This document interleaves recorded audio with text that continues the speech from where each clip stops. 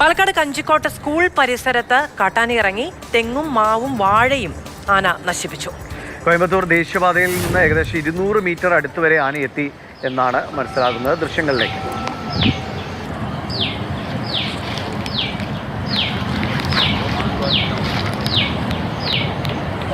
Gokul VS വിവരങ്ങളുമായി ചേരുകയാണ്. ഗോകുൽ, ഒരു സ്കൂൾ പരിസരത്തേക്കാണ്, ജനവാസ മേഖലയിലേക്കാണ്, അതും ദേശീയപാതയുടെ അടുത്ത് വരെ എന്ന് പറയുന്ന സമയത്ത് ആ നാട്ടിലുള്ളവർക്ക് സ്വാഭാവികമായും വലിയ പരിഭ്രാന്തി ഉണ്ടാകും. തീർച്ചയായും കഞ്ചിക്കോട് മേഖലയിൽ വലിയ രീതിയിൽ കാട്ടാന ഇറങ്ങുന്നു. മഴക്കാലമായിട്ടും യാതൊരു തരത്തിലുള്ള കുറവുമില്ല എന്നുള്ള പല വാർത്തകളും വന്നാണ് അള്ളാച്ചിക്കൊമ്പൻ എന്ന് പറയുന്ന ഒരു ആന ആ പ്രദേശത്തേക്ക് എത്തി അതിനെ തിരികെ കാട്ടിലേക്ക് കയറ്റിയതൊക്കെ നമ്മൾ കണ്ടതാണ്. ഇതിപ്പോൾ ഇന്ന് പുലർച്ചെയാണ് ഇത്തരത്തിൽ ഈ സ്കൂൾ പരിസരത്ത് ആന എത്തിയത്. ആന എത്തി അവിടെ ഉണ്ടായിരുന്ന തെങ്ങ് നശിപ്പിച്ചു, വാഴകൾ ഉണ്ടായിരുന്നു, ആ വാഴ നശിപ്പിച്ചു. അതിനുശേഷം തിരികെ കാട്ടിലേക്ക് പോവുകയാണ് ചെയ്തത്. ഇന്ന് രാവിലെ സ്കൂൾ അധികൃതർ എത്തിയപ്പോഴാണ് ഈ കാര്യങ്ങളൊക്കെ കാണുന്നത്. ഈ സ്ഥലം പാലക്കാട് കോയമ്പത്തൂർ ദേശീയപാതയിൽ നിന്ന് ഏകദേശം 200 മീറ്റർ മാത്രമേ നീങ്ങിയിട്ടുള്ളൂ എന്നുള്ളതാണ്.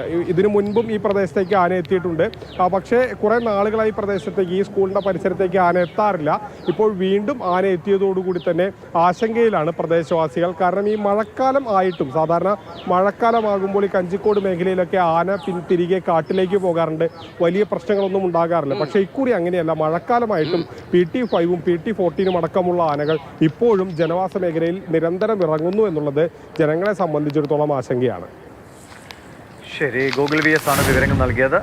പാലക്കാടാണ് ആന എത്തി ജനവാസ മേഖലയുടെ സമീപത്ത് വരെ എത്തിയത്.